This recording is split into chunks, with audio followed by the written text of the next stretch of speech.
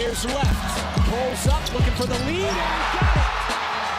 Jalen Williams, 2 seconds, 1:11.109. Now SGA, probing, piercing, spinning, hanging for the lead, and SGA knocks it down.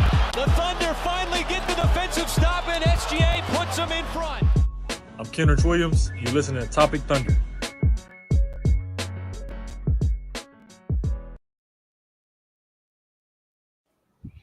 Hello. We are back. It is Topic Thunder podcast presented by betonline.ag. Your normal host will be here momentarily. He is having camera issues, but we wanted to get started because we were supposed to go live at 9 and some people in the chat were there. So apologies if you were. We had to push back. So we're getting started now.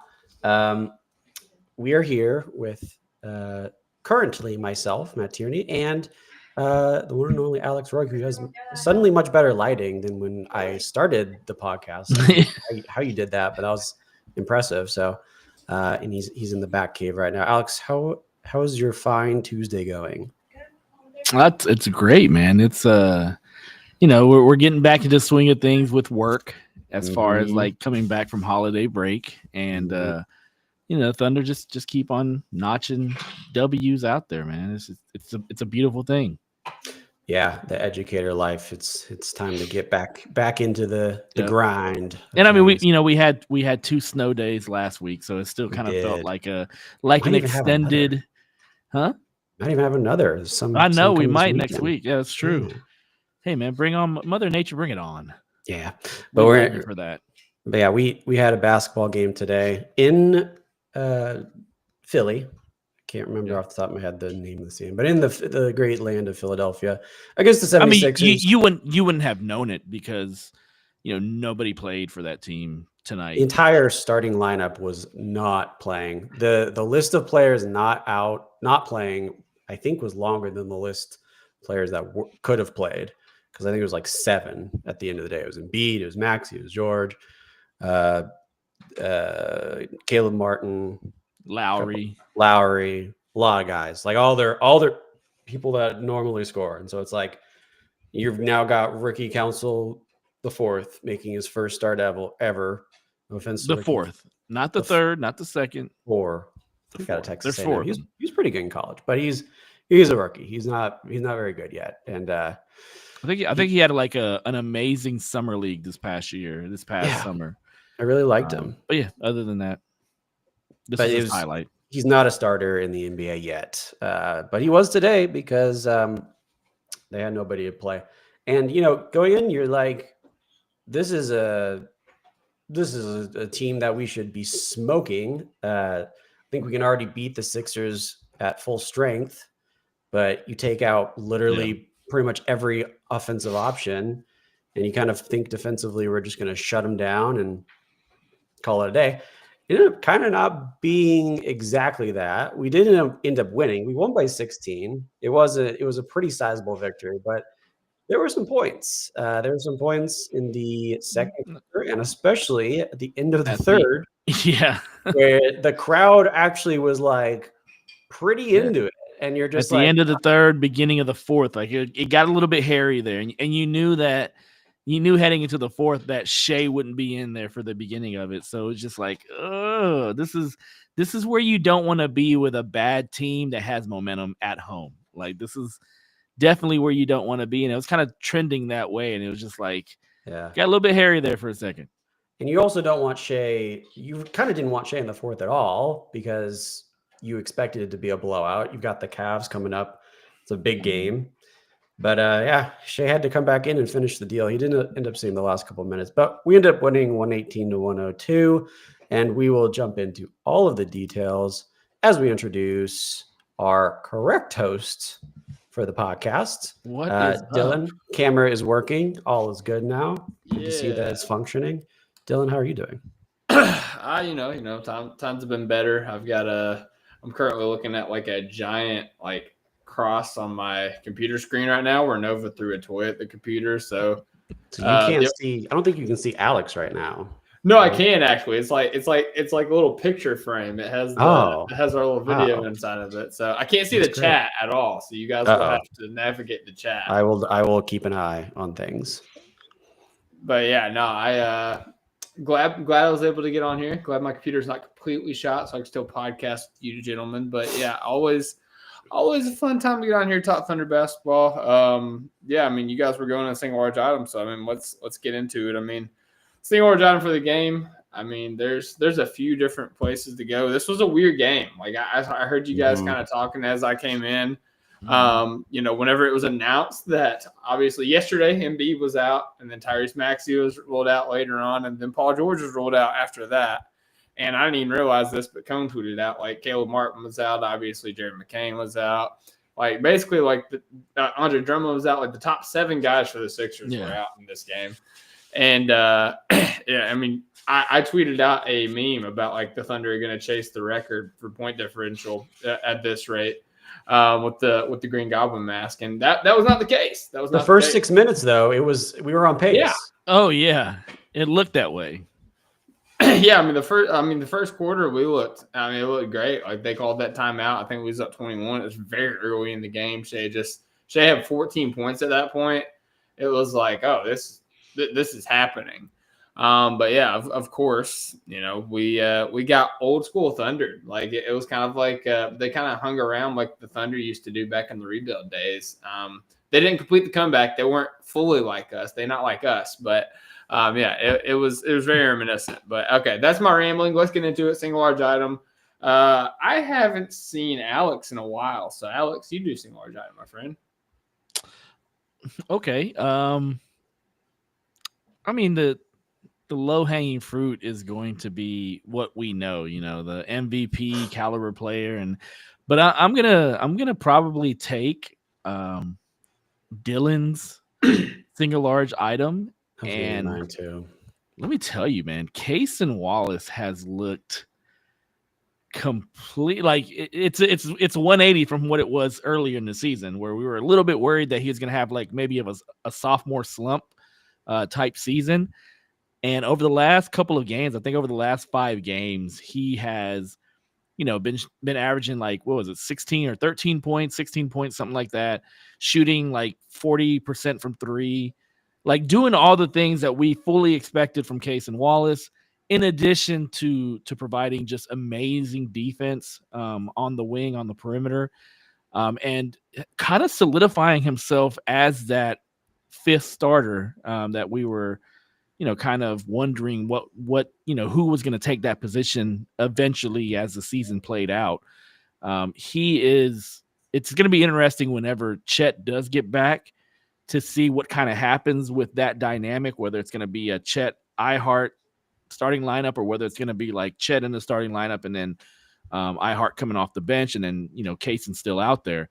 But Cason he's been great, man. He's been great in transition. He had a couple transition buckets today, had a couple 3-pointers, handled the ball well, playmaked very well. He's upped his assist numbers over these, as the season has progressed, he's gotten a lot more comfortable with that position. And that's what we kind of wanted to see. One of the big things with him coming into the season was, his progression as a playmaker, his progression as a ball handler. And it looked a little bit, uneven there at the beginning of the season. I think everybody was just kind of trying to find their role and see how the different things that the team asked them to work on, they can kind of start to put that in display with the team. I think as the season has progressed, I think he's done a great job of kind of finding teammates, of handling the ball, handling the ball in transition very well. And I think you just saw a lot of that today. Like today, what was it? 18 points on extremely high efficiency. I'm not looking at the stat sheet. Yeah, 7 to 10. Yeah, it was a great performance by him, and it's something that we're seeing a lot more. We're seeing a lot more consistently. And if this is what we're starting to get out of Cason Wallace, and this is what the player that's trending to be developing into, that's a scary thought for the NBA because this is another Kentucky guard monster that you can put out there, and he can produce offensively and produce defensively. And you don't have too many of those in the league, and the ones that you do, they're extremely valuable. And we may have a couple of them. And so, yeah, Cason Wallace he's my pick for single large item, even though, Shea and Dub and all of them are out there. But I think he's been very well. He's been performing very well, and he has been the key to like these blowouts over these last couple games. I looked up his January stats because, like you said, he's been more consistent, and he was going to be one of my. I mean, I figured someone was going to talk about him. I don't know if you guys have checked his stats since the start of January. It's been 7 games now. They just updated NBA.com for this game too. Any guesses at? Let's play closest to Price is Right rules. Closest to it. Shooting percentage from 3 for Cason Wallace. If you had to guess, 42. Dylan. I'm gonna say 42.1. We're doing Price is Right. Smart Price is Right rules, but both of you are still wildly low. It is 52%. Wow. Hey. Wow. 52% from 3 on 3 attempts a game, which I believe is a volume increase as well from what What's he's the been shooting total before. on January? 7 games. No, I mean like 3-point attempts. Oh, for let me check real quick. 21. Yeah, that was a pretty amazing. Well, yeah, math checks out. Yep, 21 times 7. Yeah, you're right. So what? I don't know. I'm not going to do the math there. So yeah, 21 attempts, 52%. Like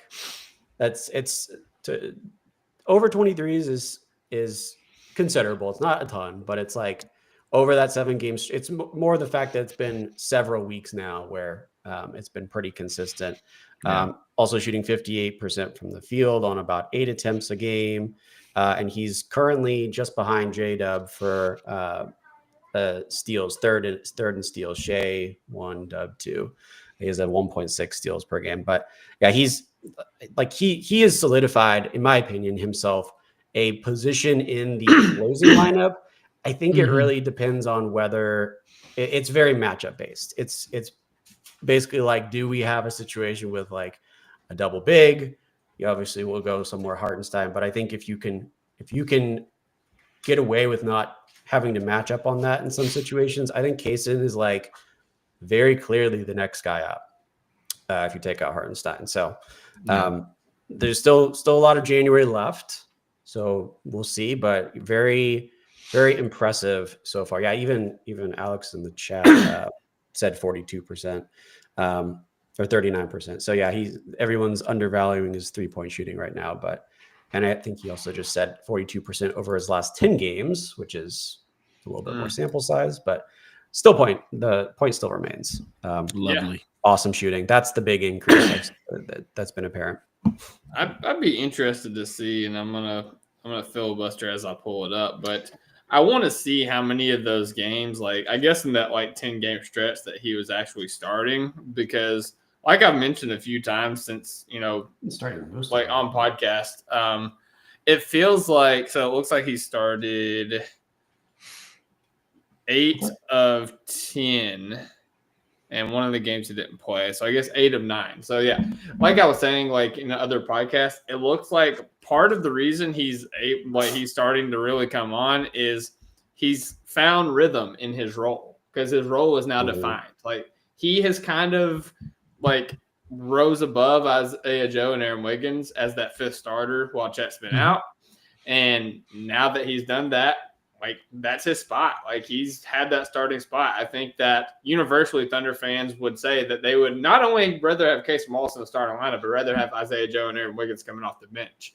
And because that has been their role for like, this like 10, 11 game stretch or whatever, they've all thrived. It's not just Cason Wallace. Like Cason's putting up great numbers. He's doing great in the starting role, but we've seen what Aaron Wiggins has been doing off the bench. We've seen Isaiah Joe be able to catch fire off the bench. Like all 3 of these guys were huge to our bench production last season whenever we were the youngest number 1 seed, in the history of the league. And at the beginning of the season, let's be honest, none of those 3 were living up to the expectations that we had set for them, because they were cycling in and out of the starting lineup, cycling in and out of different roles on the team, off the bench, closing lineups, whatever. now that they have defined roles, they're finally able to get comfortable, settle into a rhythm, and I think that is why you're finding success for all three of them. So, do you think that when Chet comes back in a vacuum, because obviously the answer is matchup dependent, but in a vacuum, he's going to come back on a court, not in a vacuum. Right, but when he does come back, not in a vacuum on the court, but in a hypothetical vacuum of a game situation, would Kaysen be taken out, or would Hartenstein be taken out? Because in my opinion, I would lean Hartenstein, because I think, to what you were saying, Dylan, I think Kaysen's rhythm of being a starter is pretty important right now. And Wiggins and Joe have been, I think they honestly are even better on the bench. I don't know if the numbers speak for that, but I think they're really good off the bench. I don't think they need that spot. Hartenstein's the one that's like, he's kind of been doing pretty good in this 5-man spot with Chet off the floor. But are you just like, thanks for your contributions, now go sit down while Chet takes over, or do you let him stay there as a 4 and then say, Kaysen, hey, you got to figure it out, off the bench again? I don't really know if there's a right answer. It's more just like a rhetorical question, but I don't know if you guys have any thoughts. Yeah, I mean, I think that you at least got to get a look at what the Chet Hartenstein lineups look like, because we haven't got to see these guys play together in actual NBA games. Like, we saw them together in the preseason, and what we saw in the preseason was great. Like, it looked like it was going to work out great. But I think that you need to, not only see it happen, but give it some time, because, not only is it the first time they're going to be playing together on the court, it's also going to be the first time that Chet's been on the court since freaking October.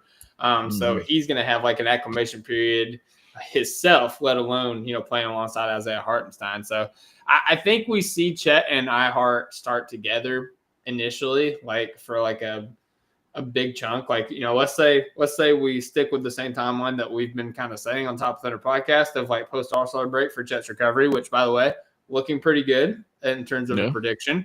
Who's taking shots pregame? Yeah. Let's say he finishes out February in the starting lineup with Isaiah Hartenstein, and maybe like the first week or 2 of March. Like, I think that's a good enough sample size and a good enough time for Chet to get reacclimated for you to realize, like, okay, this works, or okay, we need to shake it up. Let's try to bring Kaysen Wallace back into the lineup. Mm-hmm. Yeah, definitely, man. Like I think it's a practice, I think, question that you're gonna have to see in practice a little bit before you actually introduce it into a game, because you don't want to disrupt the rhythm of the team either. And that's the hardest thing for somebody coming back from an injury, especially somebody who, we think is going to be such a huge, have such a huge role on his team as Chet would have, is making sure that you reacclimating while making sure that you don't disrupt rhythm. And so that's going to be something that hopefully they take that time during the All-Star break and kind of, throw a couple practices out there and see what it looks like. Maybe, a couple scrimmages and a couple 5-on-5s and just kind of see what it looks like, because you don't want to disrupt the rhythm of the team either. Mm-hmm. Yeah. Absolutely. Well, I feel like we talked a lot about Kaysen Wallace. I enjoyed it. It was a great conversation. I love talking about my Kentucky boys. By the way, beat another ranked team tonight in Kentucky.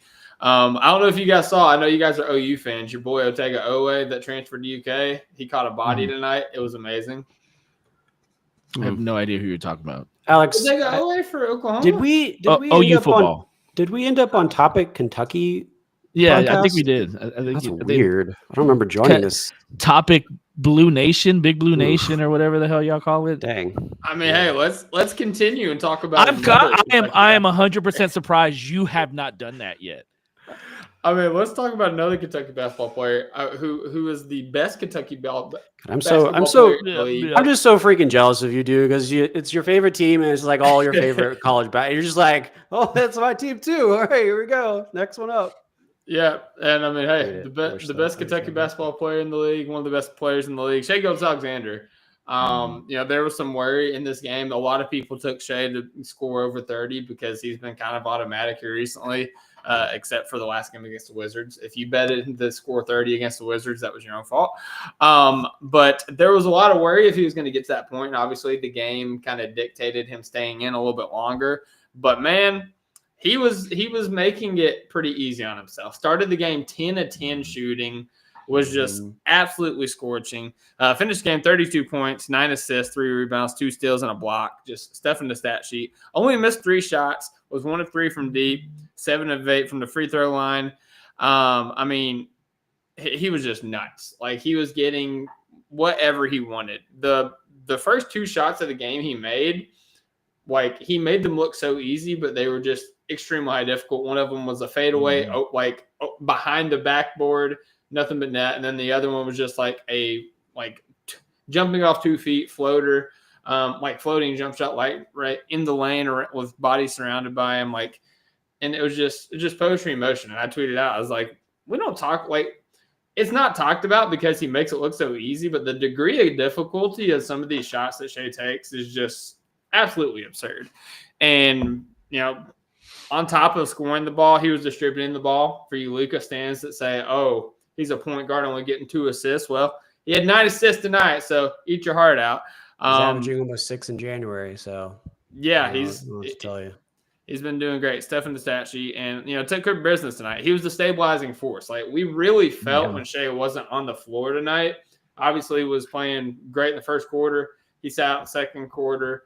His whole 9-minute stretch, and the Sixers clawed all the way back, cut it to single digits. Again, he came in, kind of stabilized it, pushed the lead going into halftime. Third quarter, things were good. The Sixers were pushing, but Shai was able to lead a push away. Again, the fourth quarter, things got a little bit hairy, like you guys were talking before I got back on the pod. He was kind of worried a little bit, but they was able to come on the floor, stabilize it, end it, and I mean that's all it is, man. SGA, and the S is for stabilize. The S is for superstar. He's nuts, man. There's not much more you can say about it. Yeah, since I had the Kaysen stuff pulled up, I wanted to also pull up Shai's January because we're looking for a three-peat here with Player of the Month, and he's currently on pace, I think, for it. Unfortunately, he was actually in the 50-40-90 club for the month of January before today, but then he went 1 of 3, so now he's 39.6% from 3. Still very good. Rounds up. It's a roundup thing, but unfortunately we can't be a part of it today. But he's shooting 52, 39, and 96, 32 points a game. Like I said, 5.7 assists. Round that up. Basically 6. Hold on. Because whole numbers, 50, 40, 90, would lead you to round up. So I would give it to him. Yeah, we'll round it up. He's in we round up. Club. We're pro round up pod. Surprisingly, a lot of turnovers I've noticed. Almost 3 a game, which is very unusual for him. But we're just gonna skip over that. And then 2 steals and a block per game. Just Player of the Month again. And this is the one thing I wanted to say about. I didn't have any. The mid-range, he's very Jordan-esque. It's amazing. The one thing I will say, and in defense of his MVP race, and specifically this game, even Thunder fans were like, oh, this is like a G League team, blah, blah, blah. This is still an NBA team. Any NBA team, injuries or not, can go out there and win a game in 48 minutes if they put in enough effort. And the 76ers did. They did a really good job pretty much the entire game, minus the first 6 minutes. They made some really good shots, really hard shots at times. They had every chance to win this game. I firmly believe if Shai is not a part of this team, we very likely could have lost that, even with all the talent that we have, because it's just one of those nights. And that's sort of a microcosm of what his MVP race is, because there is a lot of different games that you could point to and be like, if Shai's just out of the equation, if he's hurt or sick or whatever, that's a loss. That turns to a loss. And if that is not the best argument for MVP, then we don't know what the word valuable means, because that's you're creating a value to the team. And I think a lot of the besides just like, oh, it's like a G League for tonight. The other part is like they have such a good team.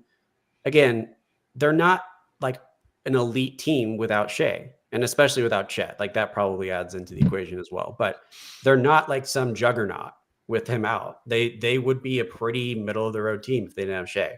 He elevates them to the best team in the West, and maybe by Thursday, the best team in the NBA. So it's the definition of the word valuable. That's Most it. definite. Yeah. No argument from me, man. Also, sticking on top of Kentucky, just real quick, God.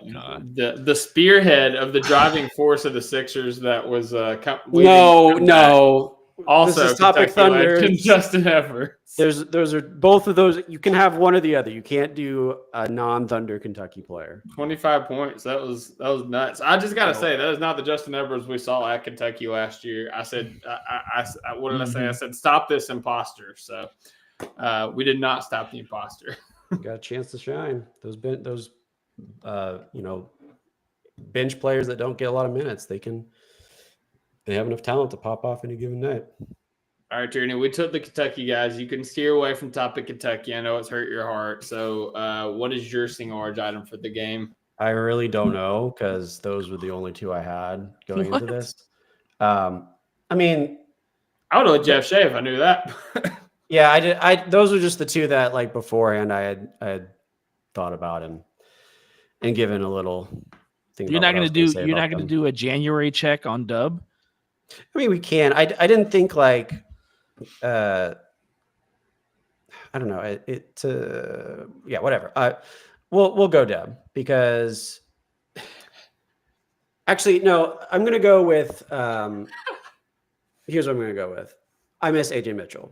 That's what I'll say. That's my single large item. I mean, I'm serious though. Like, don't you guys think that if AJ Mitchell was in this bench rotation that we would not have been at least that close to getting, a loss? Because I felt like his what's the word?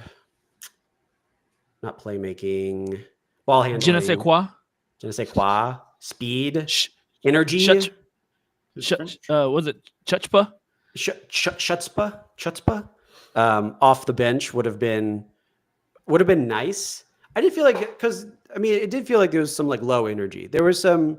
We won't be too negative, but there were some plays and some moments where it was like, this was a pretty low energy bench sequence that we just had. End of a road trip.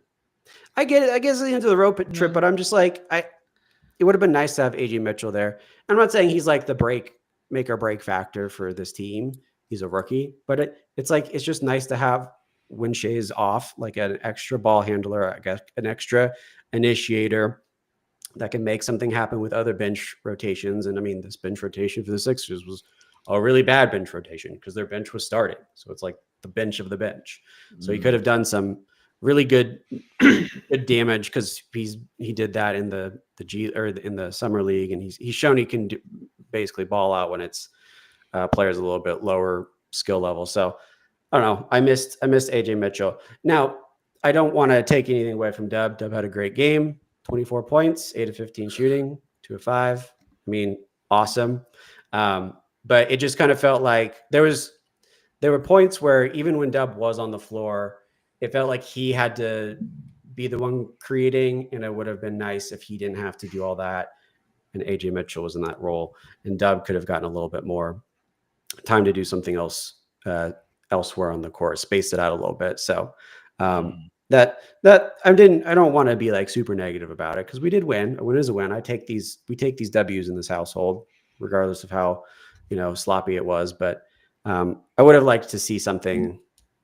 I just missed AJ Mitchell. That's all. That's it. Wow, man. Yeah, I hope he gets well soon. Very, very heartfelt. Very. Yeah. But also shout out Dub. He had a great game. Dub did have a great night, by the way. He had a great game.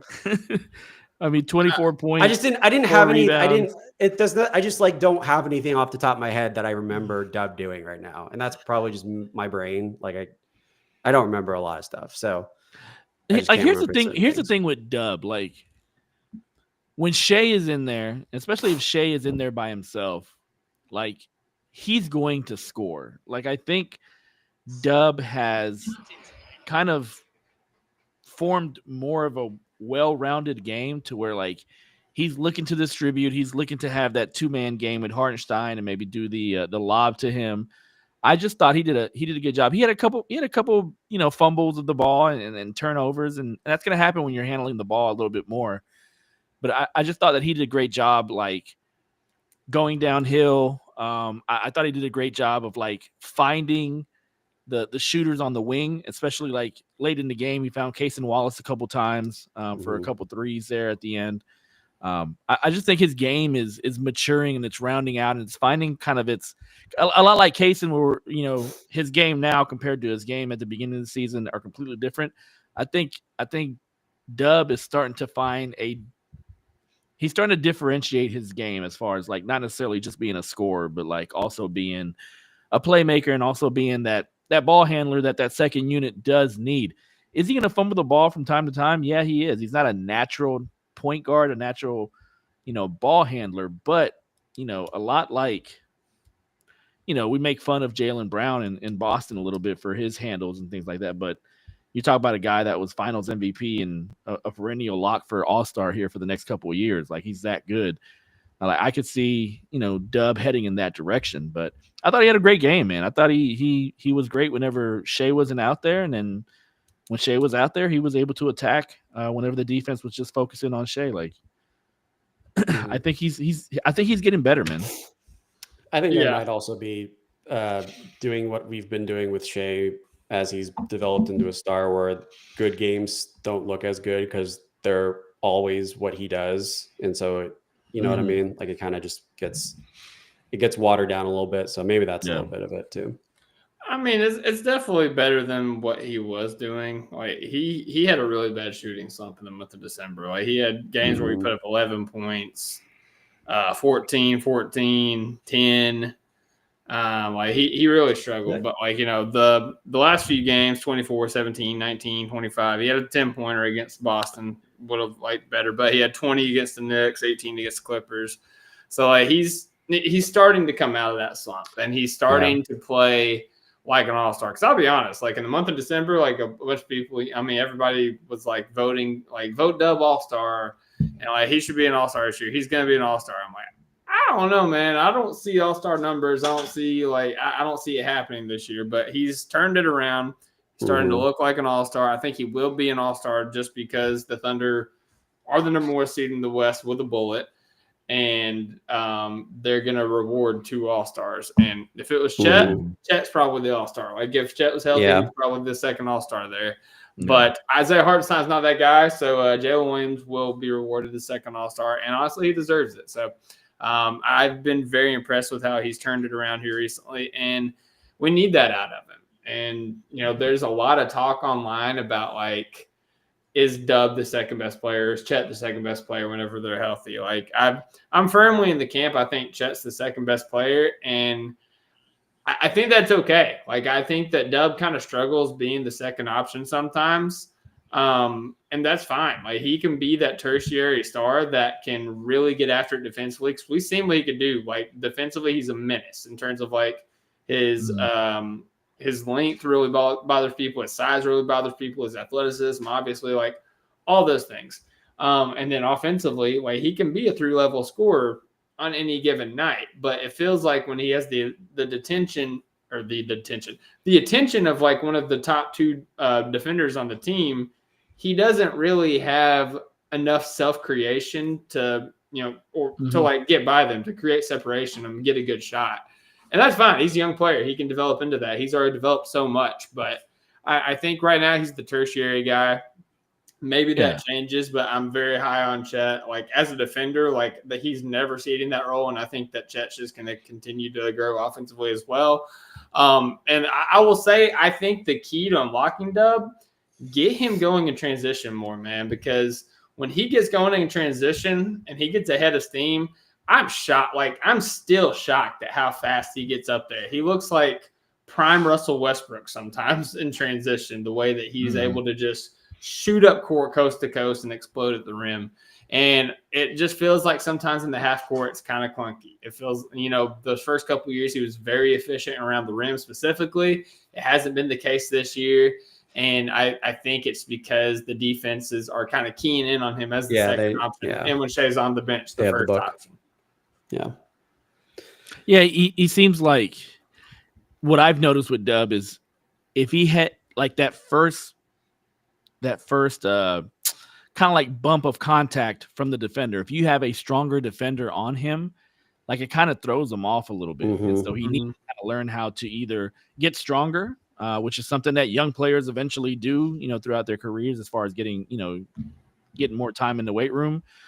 Or he needs to learn how to kind of like absorb that contact and then kind of, shift from there. Because I think Shea does a great job of like, he's gotten stronger as he's gotten older, but he also does a great job of like taking the contact and like using that against the defender, either by shifting away from them or shifting. And so I think Dub has to learn that. And again, like you guys said, it's his third season. It takes time to learn this NBA craft, so and to become great at it. Not many players become great at it. And so I think he's still learning that, and I think he's fine. I still think his trajectory is going to be that of a couple-time All-Star. Hopefully the ceiling is multiple-time All-Star, but we'll see. Agreed. Do you guys see he wants 2 Defensive Player of the Years? Yeah, let's talk about that. That's a great idea. I think it's a great, and also the one that makes way more sense to me is the 3 all defensive teams. Like, why don't we have 3 of everything? Yeah, that makes way more sense. And well, I don't want 3 all rookie teams. No, sorry, I meant 3 offense and defense. Listen, man, AJ Mitchell is getting his recognition, Alex. Yeah, I mean, AJ Mitchell, if he would have got it hurt, he would have been on first team. I'm sorry. I mean, you had, and I mean, him and Jared McCain, if they would not have gotten hurt, they would have been on first team. Jared McCain probably would have gotten Rookie of the Year. But you're talking about those 2, and then you're talking about a whole bunch of like guys that are like not like Risa Shea. He's shown his flashes. Sarr has shown his flashes, and I think who's the guy in Memphis? Steph Castle, Jalen Wells. Jalen Wells, yeah. But outside of that, there's enough that have the big name already that it'd be hard for Mitchell to get up there. But yeah, he has a shot. Second team, definite. He's a lock for second team at least. Yeah. No, I'd go one further. I think that you should have 3 Defensive Player of the Years. I think you should have a guard, a wing, and a big. Personally, yeah, but then it gets murky because we've kind of gone away from the position. This is true. Basketball. So because here's the thing, like Dub, like where would you place Dub? Yeah, he could be a wing or a guard, and it's like make him. Yeah, I think he's firmly a wing. Just my opinion. I think he's a. I mean, he's front court on the All-Star selection. Yeah, I think he's firmly a wing. Yeah, I guess if the All-Stars, classifies it as backcourt, front court, I guess that is how you should do it. Mm-hmm. Yeah. But it is funny he did that though, because like he's probably thinking, like, oh yeah, I could get in as a guard. It's like, no, bro, you're a forward. Yeah. At first, I was thinking he meant like get Chet and Wemby both in there, so we don't have to debate this the whole time. But then he was like, "Oh yeah, they're both front court." So, I mean, it is definitely a front court player dominated. It is award, and Who was the last guard? Marcus Smart. Smart, yeah, that's right. He won one recently. Oh yeah. Yeah, Marcus Smart won it, and then I think Tony Allen him. I mean, before him, was it Michael Jordan?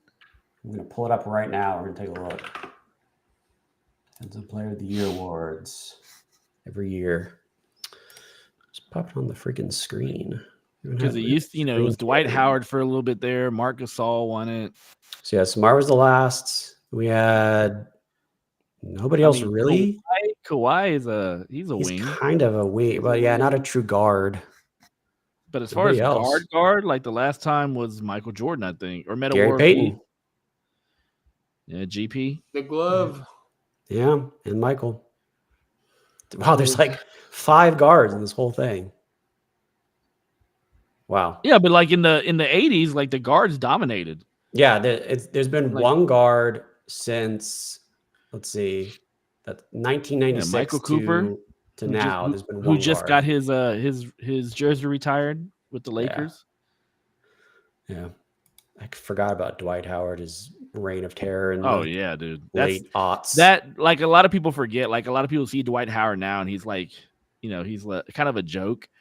But Dwight Howard was a Ben beast Wallace. there. He had like an 8-year run where it was like, damn, like if it wasn't for the back injuries, like he would have put together like a decade of terror. I loved watching Ben Wallace as a kid. He was like one of my favorite players. With that big ass afro. He won Yeah, four out of 5. 4 out of 5. I didn't remember that either. That's crazy. Monsters. Yeah, we should have more guards. I agree, Deb. Let's get some in there. Hot take: Hartenstein had a disappointing game considering who was on the court. Yeah, he wasn't notable for sure. But Yabusele has always given taller players fits. Yeah, you've done that against big guys, man. Like I was looking for a 2020 game. Like, come on now. Do you think he'll ever make a 3? We're so spoiled. He'll try. Every time he takes one, I'm like, I'm praying. Here's one. Here's a question. What happens first? The Hartenstein triple double or Hartenstein makes a 3? So he's been close. He's been like 3, and I think probably the triple double. Away. He gets a lot of opportunities for assists. I think it's the triple double. No, I think it's a 3. His 3 just doesn't actually look that good, to be honest. I don't think we've really talked about it, but like he went on an assist tear like the last few months. I'm trying to see because he had some like. I mean, the season's only 3 months old, so. So he had so his last 2 he's had 3 and 2, but then he had 6, 8, 2 against Boston, 7 against the Knicks, 6 against the Clippers, 4 against the Wolves, 6 against Grizzlies, 4 against the Hornets. Like. He's averaging like 5. Yeah, he's averaging like 5, which is a lot for a center. Yeah. It's nuts. Some good numbers. Yeah, I guess 16 might be a season high for rebounds, so I should just shut up. God, he had a shitty game. Oh, crap. But 16. Season high. Considering he's like, that's like playing the Thunder without a center.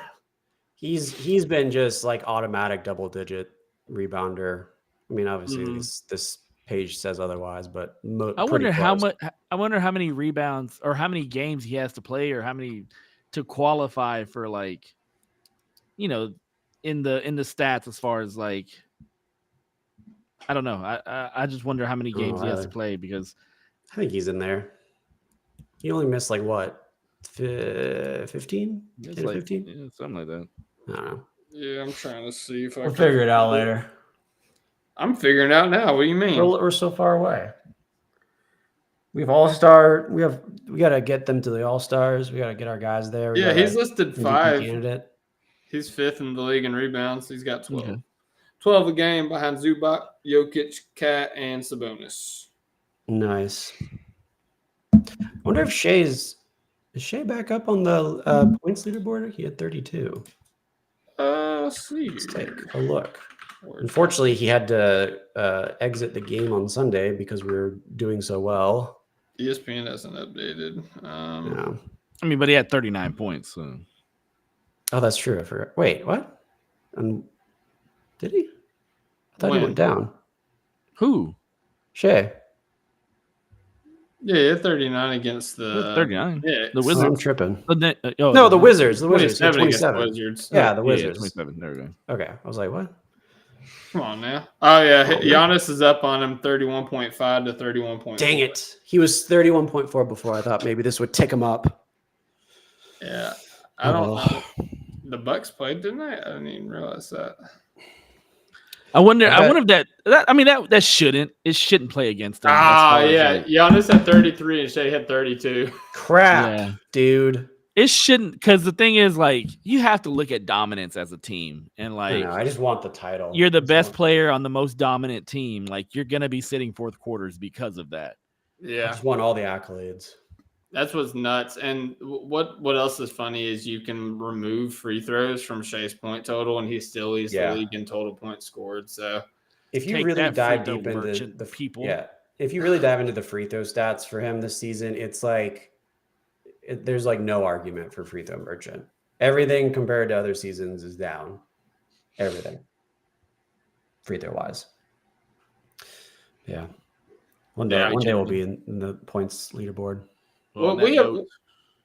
Oh, Alex got a piece out. I got to peace out, man. Well, good to see you, man. Good to see you. Thanks Thunder for up. talking shop. Thunder Peace. up.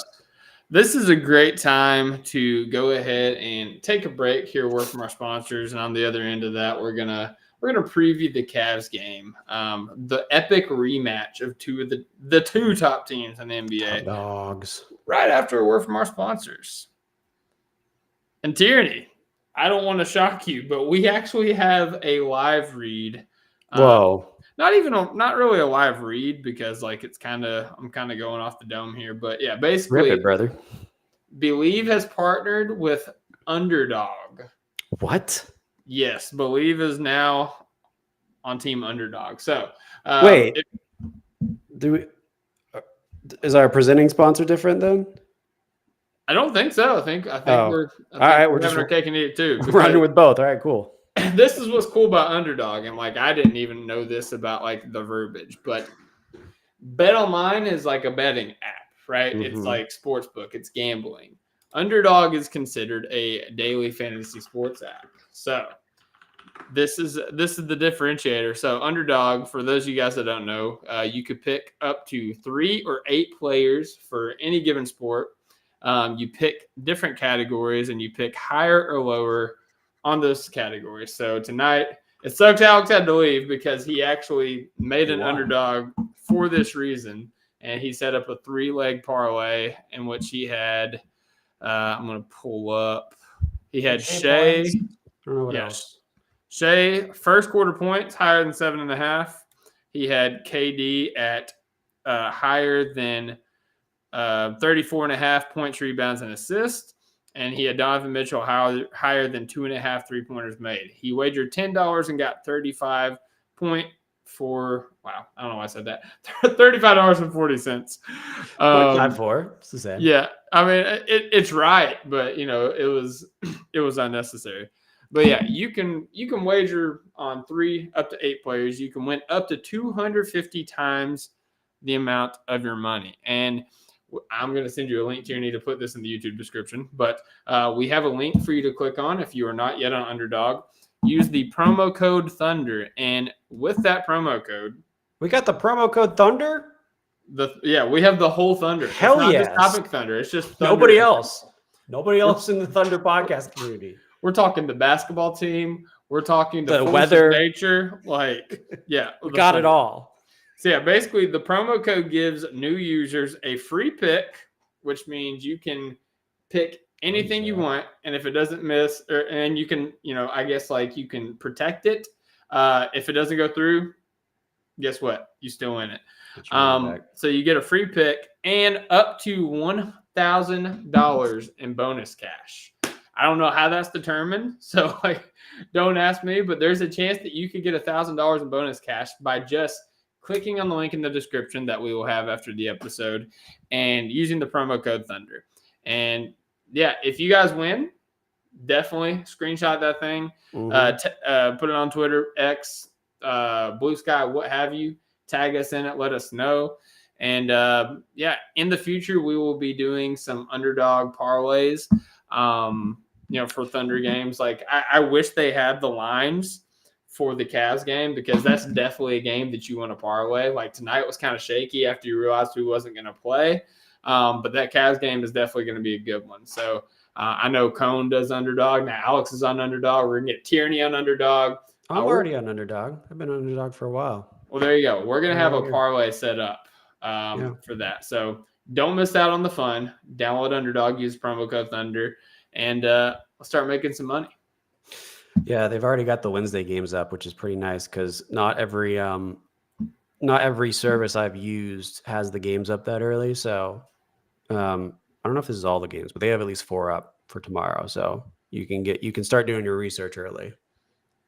Well, Tierney, you want to go real quick and just pick 2 each? I was trying to put it up on the screen because it's going to be hard to do by listing. I couldn't remember my sign-in account.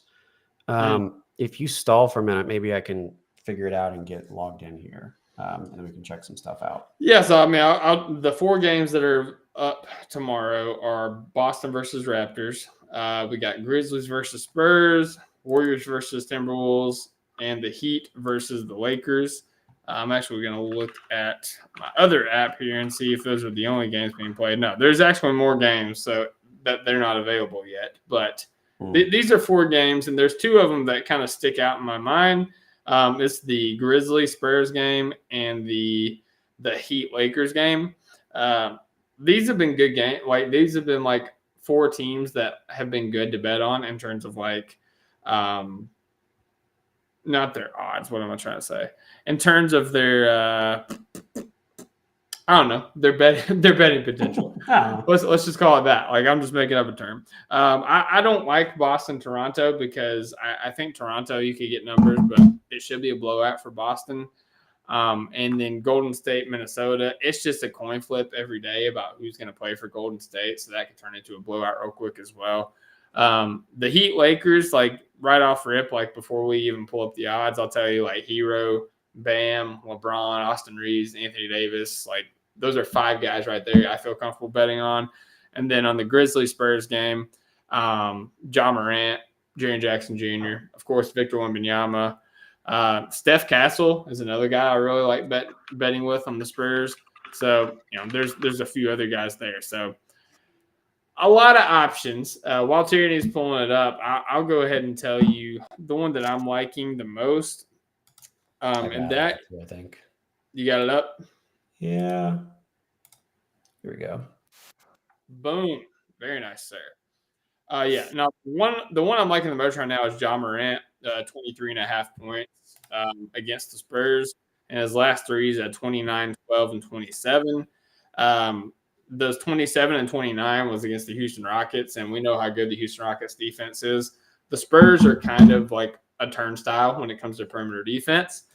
So I think Ja is going to have a good game because they're not going to be able to hold him down. So that will be my first pick. Yeah, I mean, I like that they show you kind of the last few games. It looks like he hasn't played. Mm-hmm. He's only played 3 of his last 5. So, yeah, you can kind of get an idea. Yeah, Ja. I was looking at someone else on the Grizzlies the other day.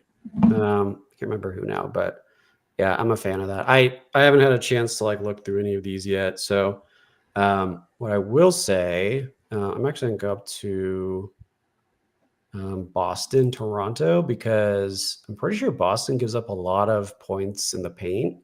So maybe like a Pirtle play for points, points and rebounds, maybe. What's his points and rebounds at? Do they have that up yet? I don't think they do. Points, rebounds, assists they have.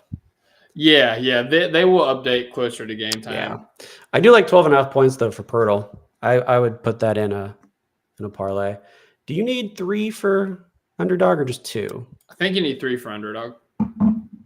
That's why Alex did the 3. Well, this is actually saying here you only need 2. It says make 2. Oh, 2 plus picks. Got it. Okay. Yeah. So we need 1 more. Let's just put these 2 in and see what else. All right. Yeah. Let me get any other ones. Let's look at the Warriors. Let's do one each game that's available. Okay, 4. Why not? All right. Minnesota Warriors. Yeah, you pick that one. I'll do Lakers, Miami. Look at what we have here, Dylan. 0.5 points for Stephen Curry. Oh. I think I'm going to take that. Gotta love a promo. A freaking promo right there under our eyes. I don't have the promo, but I guess new users might have the promo. Hey, that's why you got to sign up for Underdog. You get all these. If Steph doesn't hit, if we hit all of our legs except that, I'll be very disappointed. Yeah, for my 0 points would be crazy. For my last one, I got to go back to the topic, Kentucky, in the Heat Lakers game. Somebody I think is going to be an all-star for the Eastern Conference this year, or at least deserves to be an all-star in the Eastern Conference. Tyler friggin' Hero, man. And Tierney, going back to like that draft class, what was it, the 2021 draft class where I was gung-ho for Hero and you was gung-ho for Cam Johnson, and now they're like daily conversations for us now because like Tyler Hero is going to be an all-star and Cam Johnson, like we want a Thunder jersey. Just crazy. But yeah, 23.5 points, going higher on that one. He's hit it 3 out of his last 5. One of them that he didn't hit, he had 23, so he was hooked. But yeah, he's been unconscious. 32 points in both of his last 2 games. The most previous one was against the Clippers. And again, much like the Rockets, we know how good the Clippers defense is. The Lakers, again, don't really have anybody at the point of attack.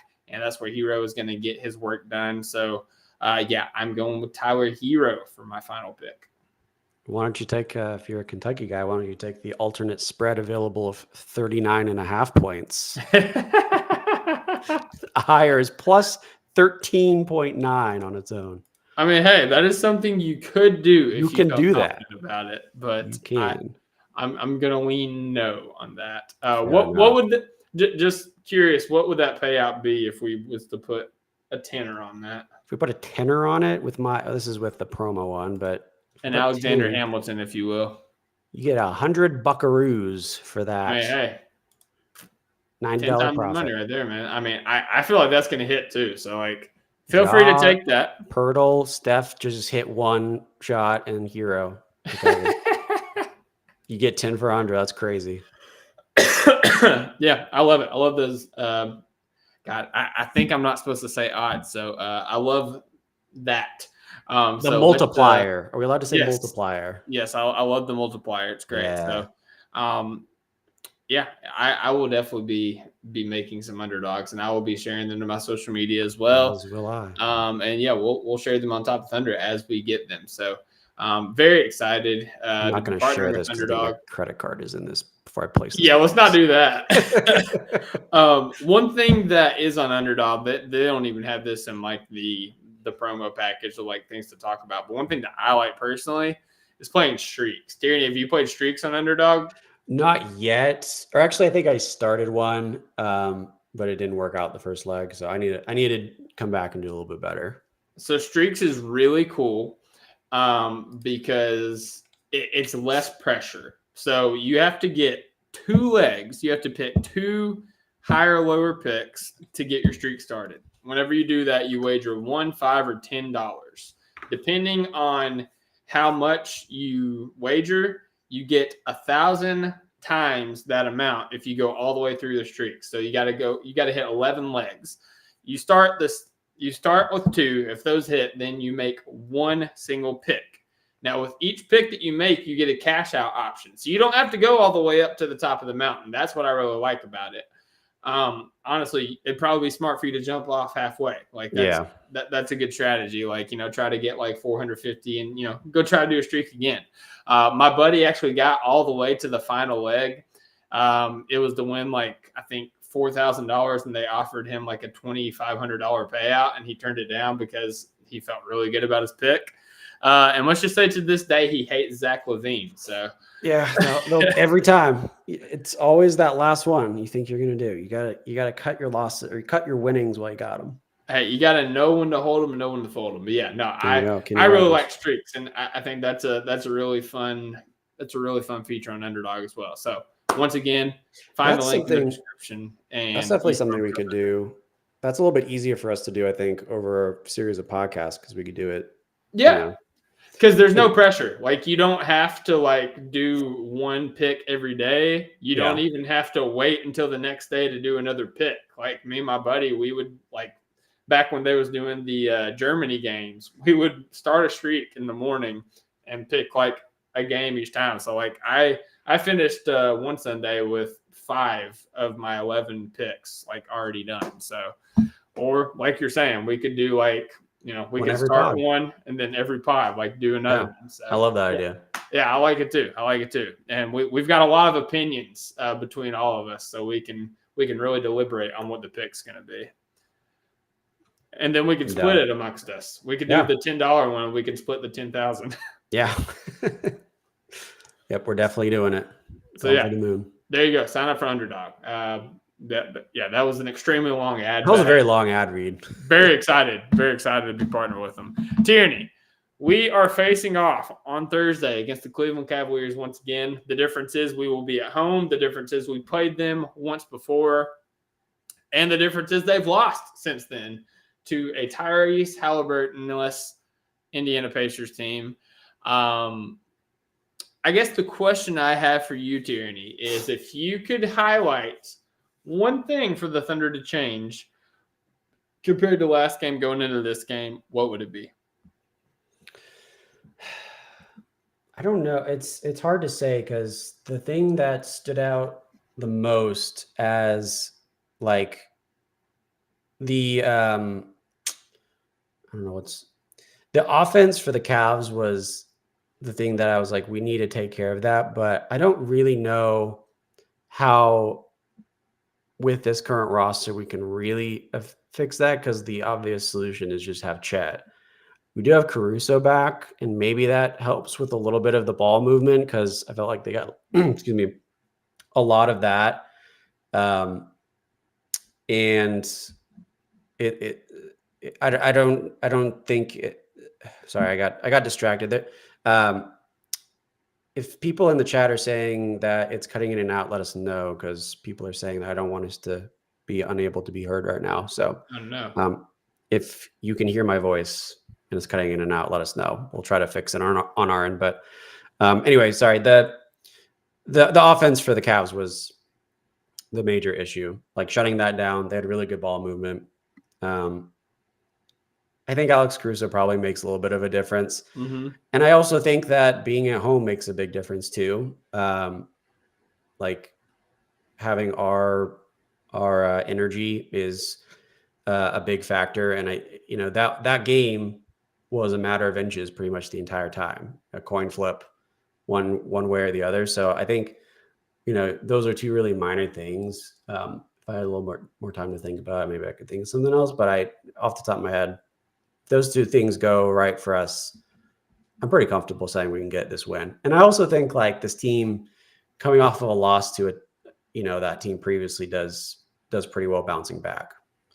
Yeah, no, I mean, hey, I'm with it. I think that obviously the home crowd was phenomenal in the last two games that we got to see them in with the Knicks and the Celtics. A lot of people that have been there said that it's the best the crowd's been in years.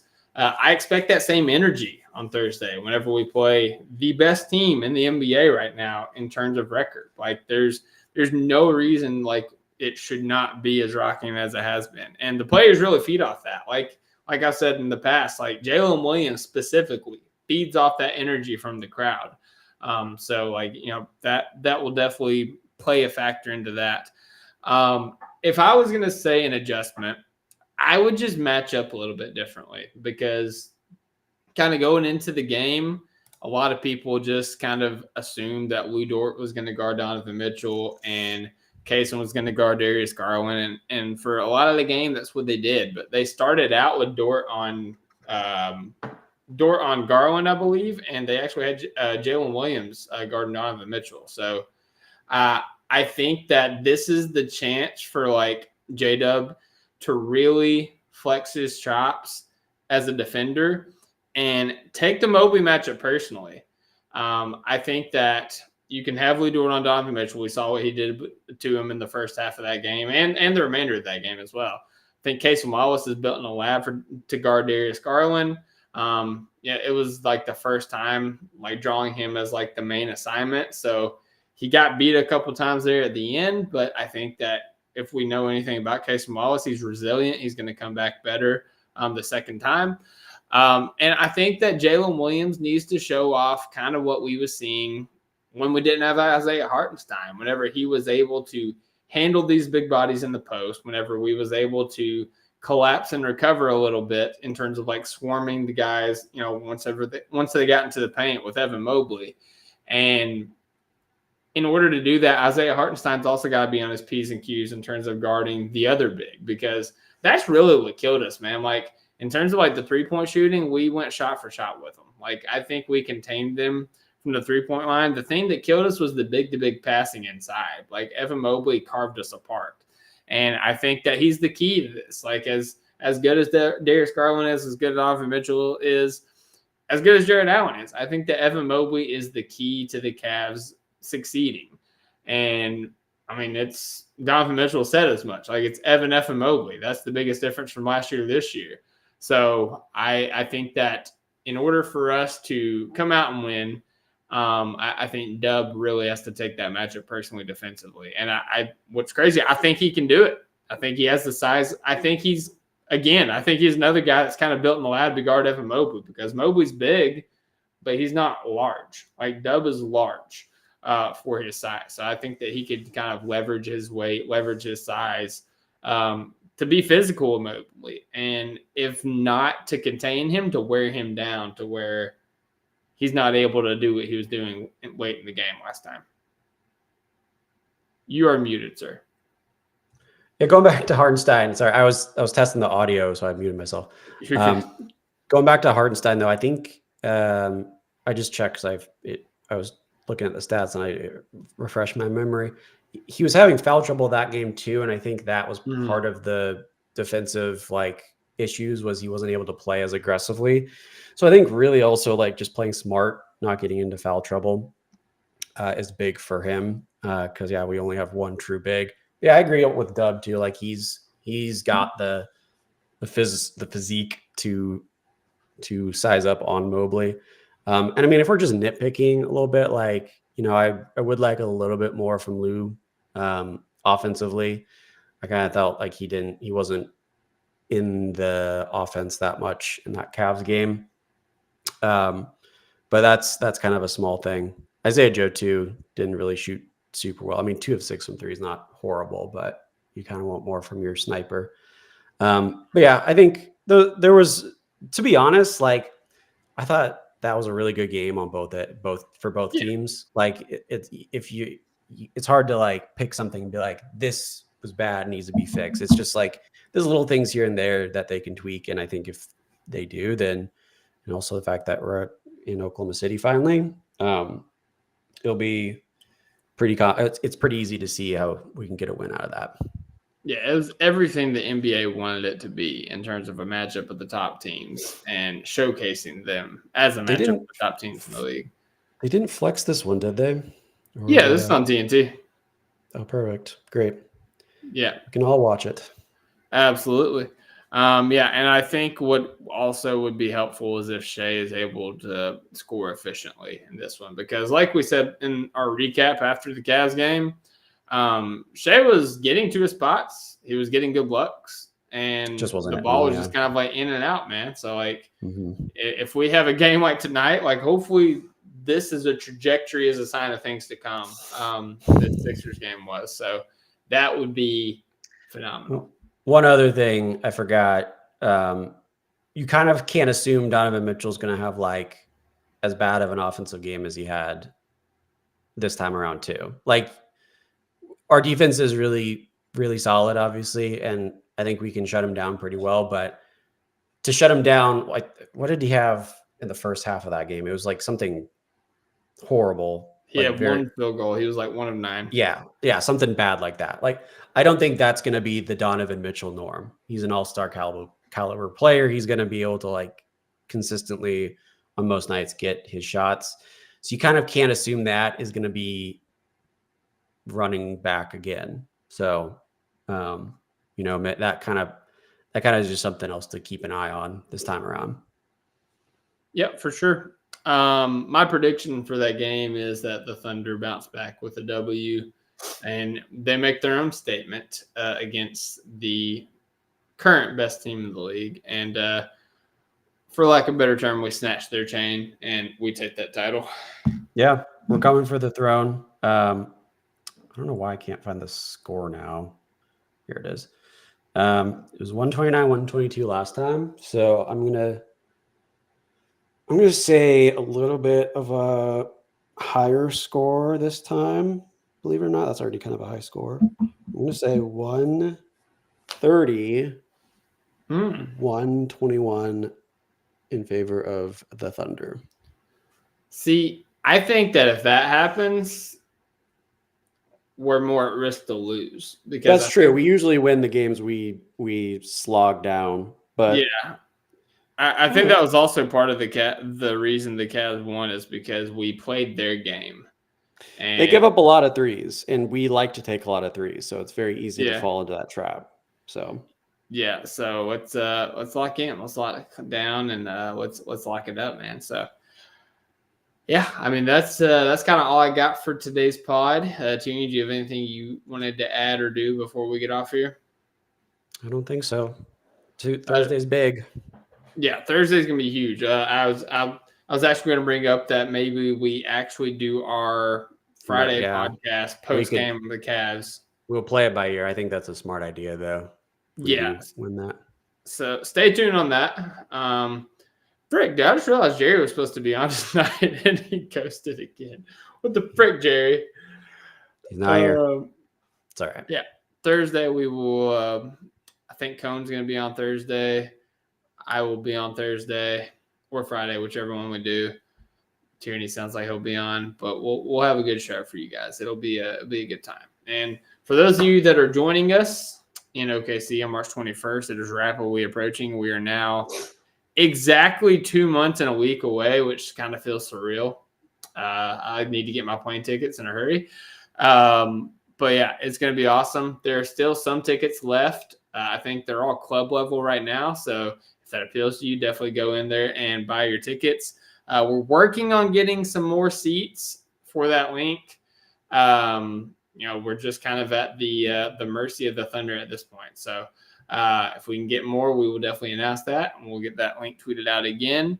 But if you have not bought tickets yet, and that is something you want to do, club level seats are still available. I think I saw there's like 20 seats left. So fill those up, sell those out, and it will encourage the Thunder even more to open up more seats. So it's going to be a great time. You don't want to miss out. So with that being said, I hope everybody has a great night. God bless.